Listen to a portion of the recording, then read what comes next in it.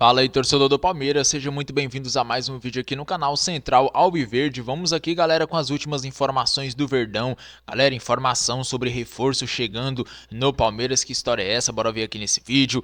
Também tem informação do jogo decisivo contra o Chelsea pelo Mundial de Clubes aí, quartas de finais. Comenta aqui o que você está achando de tudo isso.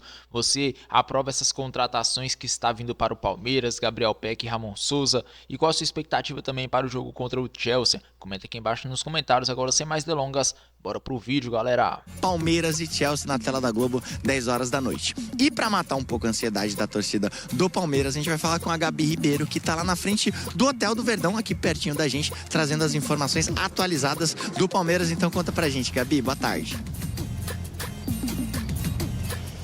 Tudo bem, Fred? Na verdade, eu não estou bem na frente do Hotel do Palmeiras, estou bem pertinho aqui, estou em frente ao Museu da Independência dos Estados Unidos, o Sino da Liberdade, porque é também um dia muito importante, dia 4 de julho para os Estados Unidos, né? Além do Palmeiras e Chelsea, que é muito importante para o futebol brasileiro, tem a independência dos Estados Unidos. Mas olha, a delegação do Palmeiras teve o primeiro dia de folga desde que chegou aqui aos Estados Unidos, depois desse jogo contra o Botafogo no último sábado. Os jogadores foram liberados pela comissão técnica para dar uma volta aqui pela Filadélfia. Alguns jogadores aproveitaram para ir dar um pulinho até Nova York, que fica bem aqui pertinho, menos de 2 horas de carro. Inclusive imagens de Richard Rios, Bruno Fux, todo mundo curtindo muito Nova York, curtindo as cidades por aqui, para descansar, porque a partir de hoje aí é muito trabalho, porque o técnico Abel Ferreira aí tem várias questões para resolver nesta semana de treinos, uma semana completa de treinos. Inclusive a gente espera que o Palmeiras tenha alguns dias que faça até treinos por 2 períodos.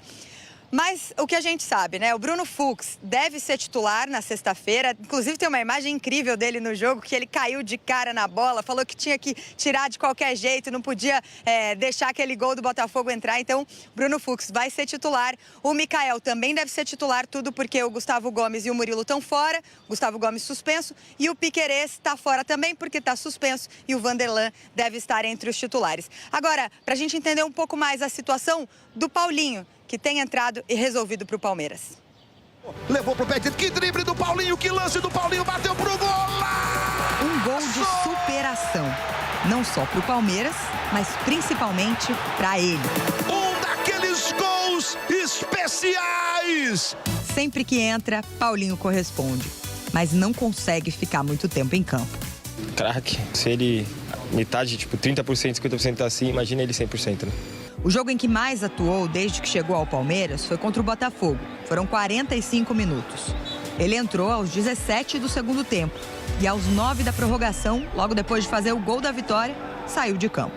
É um pequeno momento de felicidade, né, na nossa vida aí, diante do momento que eu passo aí pela lesão, pelas dores que eu sinto. Paulinho teve uma fissura óssea na tíbia causada por estresse quando ainda jogava no Atlético Mineiro. A tíbia é aquele osso da canela. É o segundo maior do corpo humano depois do fêmur. É essencial para a mobilidade de qualquer pessoa. A fratura é causada por uma sobrecarga repetitiva e acontece porque o osso não consegue se recuperar na mesma velocidade em que pequenas lesões vão se acumulando. Quando descobriu a lesão no primeiro semestre de 2024, Paulinho não parou de jogar. Ele entrou em campo à base de injeções por quase uma temporada e aí precisou de uma cirurgia no fim do ano passado para colocar uma placa. Ele chegou ao Palmeiras ainda sem jogar. Foram quase 6 meses parado. Estreou pelo clube em abril, no clássico contra o Corinthians. Na primeira e única vez que foi titular, em maio, acabou sofrendo bastante. Não tem como eu estar 100% fisicamente, porque até hoje eu só joguei um jogo de titular na temporada. E esse jogo, de alguma forma, custou um pouco caro. O pós, sofri um pouco com dor. Tá sendo bem difícil para mim. É por isso que todos os dias pós-treino ele fica mais tempo na academia de futebol. São horas a mais que outros jogadores. Aqui nos Estados Unidos, Paulinho segue o mesmo protocolo de recuperação. Tanto que nem sempre participa do primeiro treino pós-jogo. É um trabalho muito controlado para poder contar com ele muito bem fisicamente, pelo menos nos minutos em que ele puder ficar em campo. Ele foi para a Copa do Mundo de Clubes sabendo que poderia jogar bem pouco. Foi para isto que ele veio. Jogar 15 minutos e resolver. Foi para isso que nós o trouxemos. Nós sabíamos que não podíamos contar com ele mais que 30 minutos e todos vocês sabem o que é que vai acontecer depois de acabar este Mundial. Ele vai ter que ser operado novamente. Ainda não se tem detalhes dessa nova cirurgia e nem de quanto tempo Paulinho vai ficar fora depois que operar mais uma vez. Mas fato é que se o jogador custou 115 milhões de reais ao Palmeiras, o clube faturou 73 milhões com a classificação para as quartas de final, graças ao gol dele. Investimento com retorno, que o Palmeiras está disposto a esperar de novo.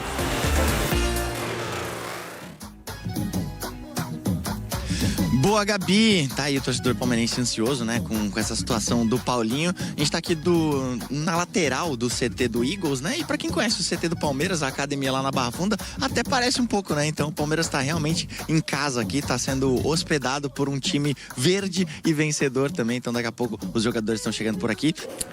Muito bem, tá aí o Abel, modo paz e amor, mais calmo. E aí com informações, né? O Paulinho vai ser operado novamente, mas jogou 15 minutos, fez o gol que garantiu a classificação. Massa, vou começar com você. O melhor jogo do Palmeiras parece nesse Mundial, mas também acho que talvez, se não o pior, dos piores do Botafogo, né? Acho que o Palmeiras fez um bom jogo, poderia ter vencido no tempo normal, mas é um problema crônico desse time, né? Que tem dificuldade de matar, fazer gol, enfim. Tem sido uma dificuldade do time, mas o Palmeiras foi bem, jogou bem. O Botafogo facilitou bastante, dando os lados de campo para o Palmeiras, que é onde o Palmeiras se sente bem mais à vontade para jogar. A estratégia do Renato de fazer isso proporcionou ao Palmeiras boas oportunidades, né? A gente está vendo aí algumas, né? Retomada na bola no campo de ataque, o Botafogo completamente preso lá atrás, com dificuldade para sair. Acho que foi uma boa atuação e assim... a gente continua olhando para o Palmeiras, né, sem saber quem vai jogar contra o Chelsea. Né? A gente não sabe do meio para frente, a gente não sabe. Do meio para trás a gente já sabe, né? Mas do meio para frente a gente continua sem saber, porque o Abel tem mexido bastante na equipe, né, trabalhando com a estratégia do adversário. Mas o jogo foi um bom jogo e, cara, do ponto de vista do Palmeiras, avançar era obrigatório. Né? Nada contra o Botafogo, mas por ser um time brasileiro, por ter os últimos jogos o Botafogo vencido o Palmeiras com justiça, e acho que era um confronto que o Palmeiras tinha obrigação de passar. E agora ele cumpriu a missão dele no Campeonato Mundial. Está nas quartas de final, provavelmente vai ser o único brasileiro a chegar nas quartas de final. Vai enfrentar um jogo duríssimo contra o Chelsea, não está morto, mas está longe de ter algum protagonismo ou favoritismo para jogar contra o Chelsea. E a gente talvez pudesse discutir o que aconteceu com o Paulinho, né? Se é uma questão do organismo dele, se o Palmeiras já sabia, estou lendo agora na nossa palestra que os exames pré-operatórios dele já foram feitos antes do embarque dele para o Mundial. O procedimento cirúrgico que será feito é mais simples, é uma raspagem. Tem que ver o que está acontecendo com a canela do jogador, o organismo do jogador, para ele sentir dor ainda. Mas eu acho que um jogo com alguns destaques individuais, né? O Alan joga demais, o Rios jogou muita bola e o Abel precisa manter esses caras no time, principalmente o Alan, para o jogo de sexta-feira. Joga muita bola, tem um dilema agora, o que fazer com o Estevão, né? Porque a gente vai se lembrar do Neymar vendido contra o Barcelona, negociado, né? Não vendido. Ele já tinha sido negociado, ele já era do Barcelona quando foi jogar lá o Mundial. E agora tem essa questão do Estevão, quer dizer, tudo que ele fizer talvez volte contra ele, né? Se ele perder um gol, porque está vendido para o Chelsea. Se ele acabar com o jogo, aí fala, só jogou porque jogou contra o Chelsea, quis mostrar serviço e tal. Então tem muita coisa para a gente discutir sobre o jogo, cara. É isso, gostei muito da arbitragem, achei que foi pênalti, apesar do Vessa ter me interpelado nos corredores aqui da redação para falar que é o braço de apoio, não sei o quê. É o braço de apoio, mas ele carrega a bola, né, com o braço, ele aproveita o fato de ser o braço de apoio para carregar a bola. Mas eu gostei muito desse juiz, cara, muito bom árbitro francês, tá? A interpretação dele do pênalti, ok. E o Palmeiras foi superior durante 3 das 4 partes do jogo. Aí, meu amigo, quando faz 1-0, é suco de Abel Ferreira. Não tem essa de buscar o 2-0, não tem essa de segurar a bola no ataque, não tem essa de buscar um contra-ataque e fazer o gol. Vai todo mundo encostar o cóccix no azulejo e defender. E aí, por um pouco ali, né, 1 ou 2 bolas, o Botafogo poderia ter empatado. Mas eu já entendi, já aprendi o que é Abel Ferreira, tô há 5 anos vendo isso de perto. Não é diferente, não será diferente. Se o Palmeiras fizer 1-0 para o Chelsea, até Nicolinha Ratchop, que não mais habita esse planeta, Roberto Avalone, vai estar todo mundo lá, que nem morcego na trave, para defender 1-0 ou defender o resultado. É assim que o Abel pensa a vida e o futebol. Meu caro Thiago, quero saber de você a visão do outro lado, a visão do Botafogo. A gente daqui a pouco entra no assunto Renato Paiva, que aí falou, não, estou orgulhoso do meu time, não sei o quê, gostei, parará. Horas depois ele acabaria demitido, o Renato Paiva. Eu achei o Botafogo bem acanhado perto do que poderia ser, considerando que era um confronto contra um brasileiro que ele ganhou bastante nos últimos jogos. Era um jogo para você olhar olho no olho, não era um jogo como contra o PSG, que você olha de baixo para cima. E mesmo assim achei o time super fechado na defesa, pouco inspirado. Não gostei, não sei você. Então, Tirone, eu acho que o Botafogo poderia sair orgulhoso se o Botafogo tivesse perdido para o Palmeiras de uma forma normal. Jogou o jogo, perdeu, faz parte do esporte. Mas da maneira realmente como o Botafogo esteve em campo, o torcedor ficou muito chateado por essa eliminação. Porque todo mundo entendeu o que o Renato Paiva fez na fase de grupos contra o PSG e o Atlético de Madrid.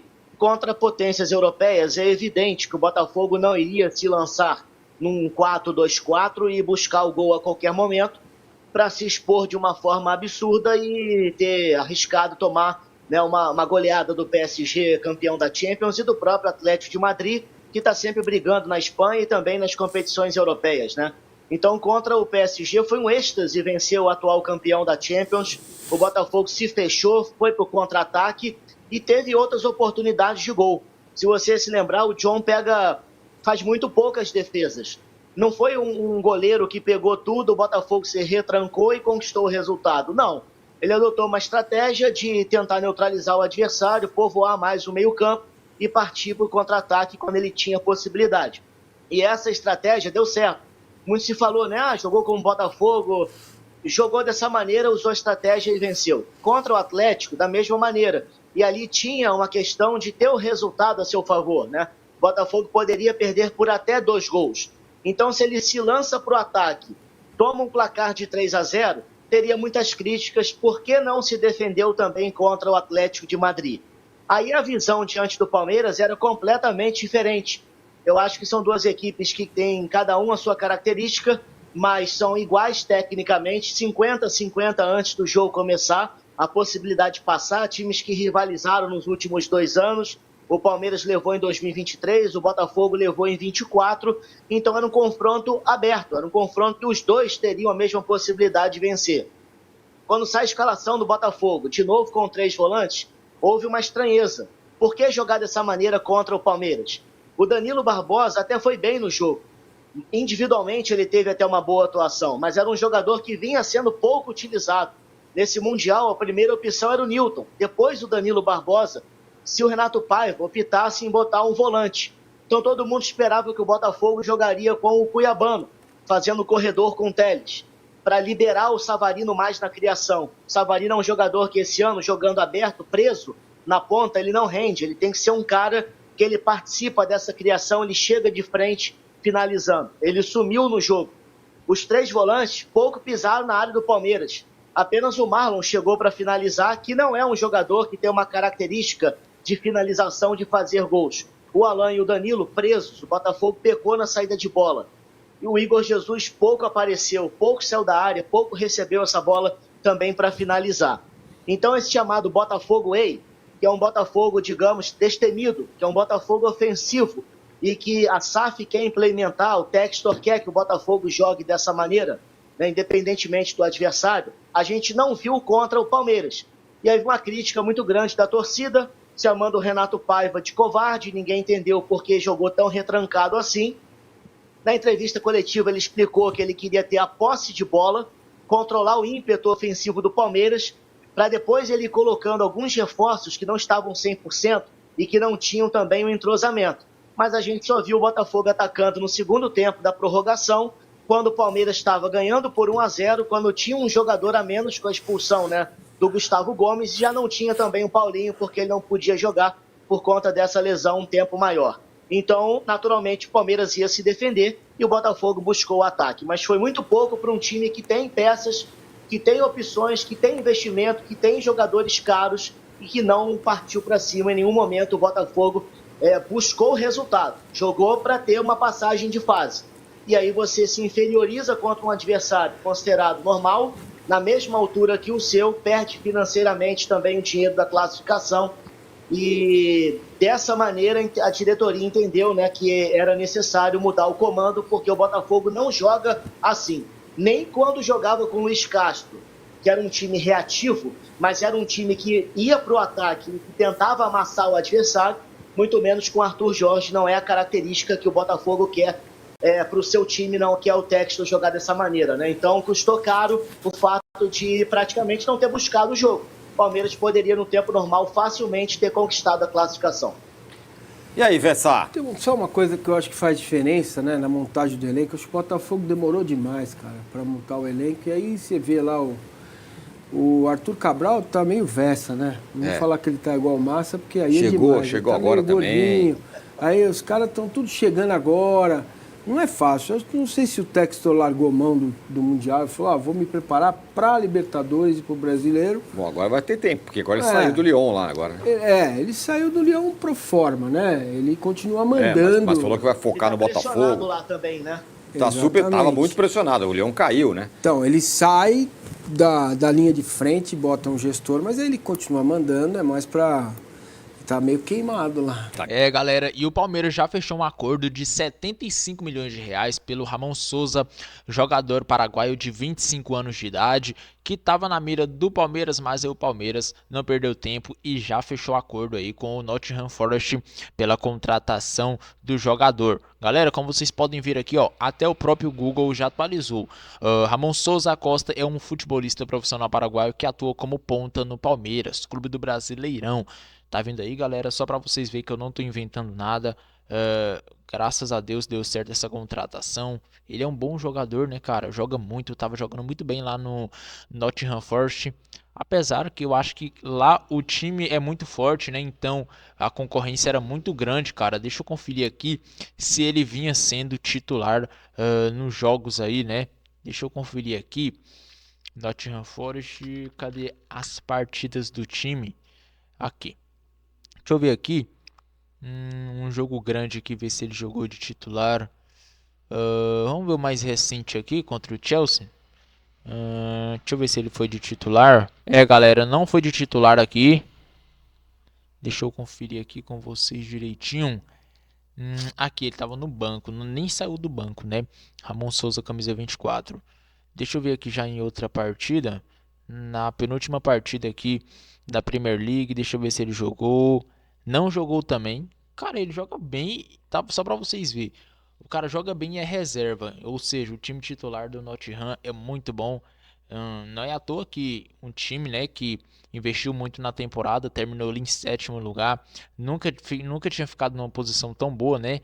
Como vocês podem ver aqui, Aqui quase foi rebaixado. Em 2023 estava quase rebaixado também. Aí do nada começou a investir. Foi para 7º lugar. Então, um time muito forte, por isso que ele não é titular, mas eu acredito que aqui no Palmeiras ele vai ser titular fácil. Comenta aqui, galera, você aprova a contratação do Ramon Souza? Deixa sua opinião abaixo, agora eu fico por aqui, um grande abraço e até o próximo vídeo, galera.